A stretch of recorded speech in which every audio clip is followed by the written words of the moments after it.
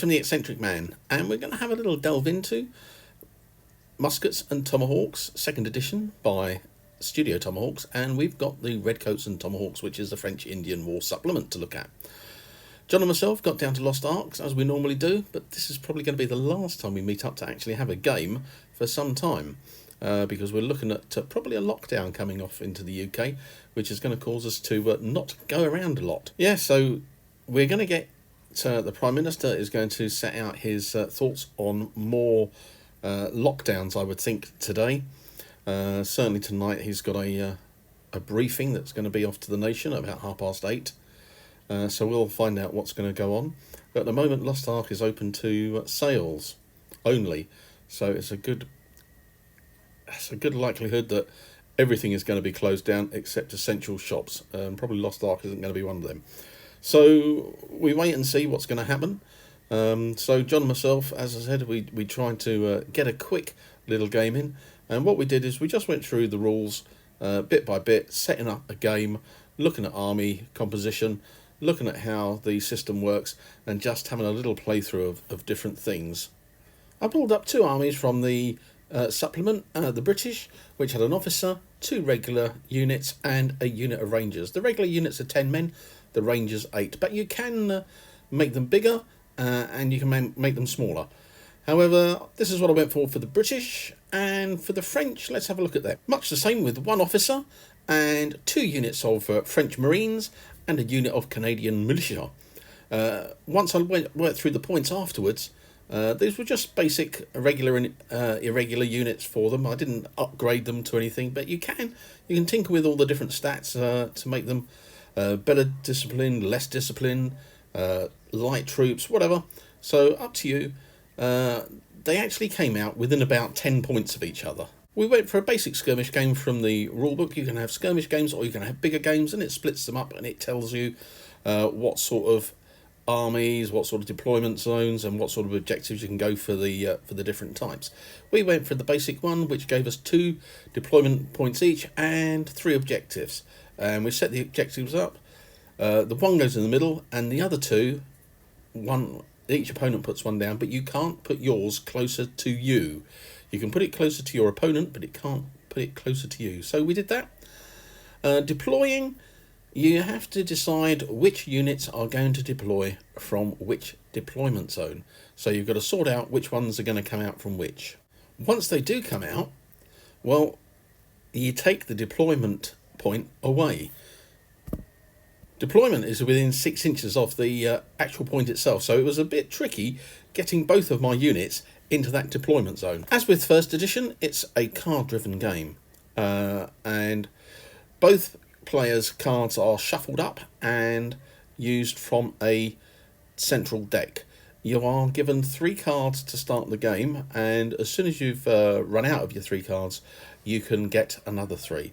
However, you may get your opponent's cards, and with those, you have to actually play their card unless you've got enough command points. And this is something new in version 2.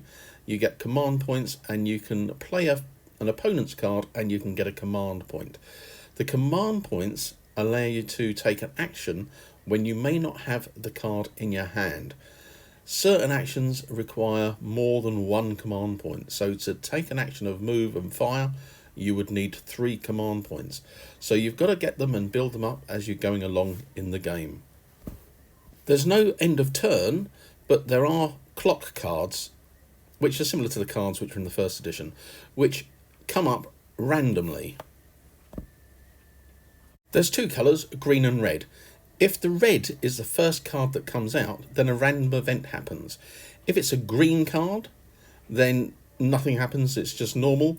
Second card comes out, normal.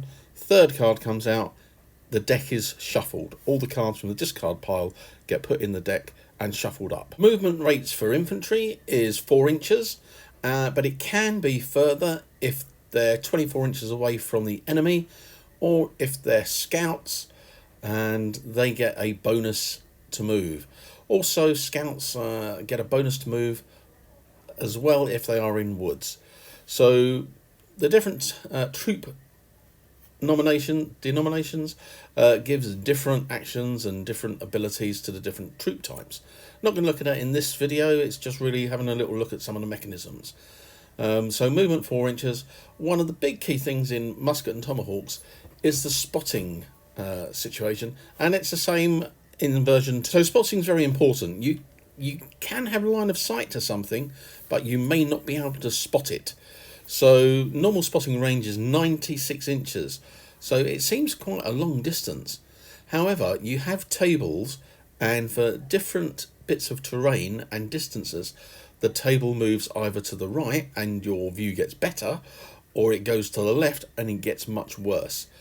In our scenario, when you looked at the little farmstead and the British and the French, we were playing twilight, so visibility came down to 12 inches. An example of the spotting system is if a unit fired, they would then produce smoke, and that would move the table 3 columns to the right, making it much easier to spot the unit. If the unit was in cover, for every 3 inches of cover that unit is in, then the table would move to the left. But it would also move to the left because they were in cover as well. So it is sort of cumulative in some respects. So in some instances it does bring the visibility right down close. So let's have a look. These are the clock cards, and in our little game the green one came out first, the second green one came out, and then the third red one came out. And that meant that we stopped, shuffled up all the cards back into the deck, with the exception of the ones in your hand, and then you start on your deck again. As I say, it's not a particular turn-based game. It's worked out on the scenario objectives. Nearly all the game mechanics are done with a D10, going from 0 to 9, where 0 is the lowest, of course. Shooting, each unit has a factor that it can shoot and required on a 10-sided dice, so regulars needed a 6 and the rangers needed a 5. Each weapon had a strength, so if I hit, my opponent has to roll below the strength of the weapon. So John had to roll 3, 2 or 1 or 0 to be able to shrug off the hit. So it can be a bit bloody. That would be at 12 and under. 12 and over, it would be a 6+ to cause a wound. So shooting is fairly straightforward. Hand to hand, well, we didn't actually get down to hand, but it's much the same. Hand to hand is very similar to shooting. You have an aggressive factor and you have a defense factor. So your aggressive factor might be 5+, and that's what you would need on a 10-sided to cause a hit. The opponent will have a defense factor, and that might be 4+. So they would need to get 3 or under to save that. At the end of a shooting attack or a melee combat, there are reaction tests to take. In hand-to-hand, if you recoil, you roll a d10 and you can lose 1 figure per 0. If you flee, you roll a d10 for each figure that's in the unit, and on a 0, 1, 2 and I think 3, you get the chance to lose figures as well. So combat can be a bit bloody, so we've got yet to try it out to see. If you remember, the objective of the scenario was to hold as many objectives as you can, or in fact have more than the opponent. So I was able to take the left hand one with the Rangers and the centre one here with the British line. Then what I needed was for all of the 3 clock cards to come out, which means in the scenario, whoever was holding more objectives at the time the 3 clock cards come out, the last one, they would win the game. So that was what I was trying to achieve. What we did forget to do was right at the beginning was to actually go and choose our officers' intrigues. So you can roll on the table and they get different characteristics, and they can be good or they can be a little bit bad, but they then get a sort of a secondary objective to achieve during the game, and we probably should have done that, and it went out of our heads really, because we were just trying to work our way through the main rules of the game. But I'll give a little idea of what some of the intrigues and attributes are like. Intrigues are very important in the game. So if you have not completed your officer's intrigue by the end of the game, you cannot win. At best, you draw. And even if you have accomplished all the scenario's objectives, you won't still win. You need to achieve your intrigue.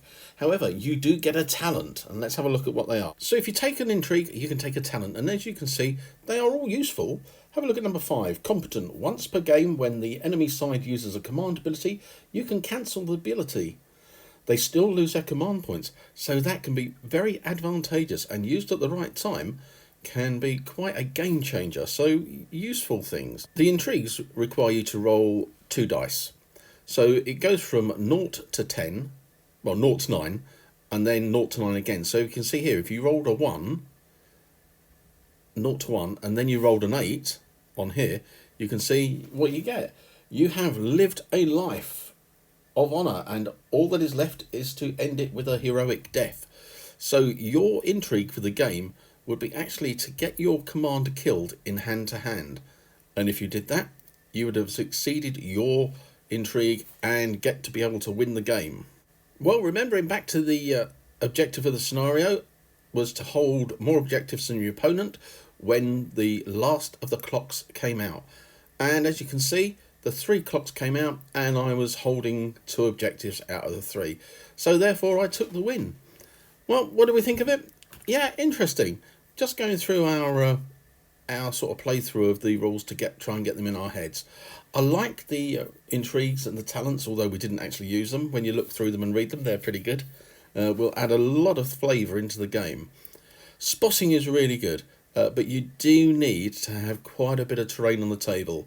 We didn't put too much up, just because we wanted to sort of try the game and see how things worked.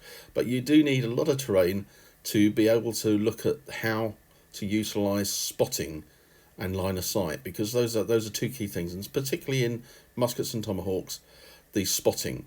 The cards add a great dimension.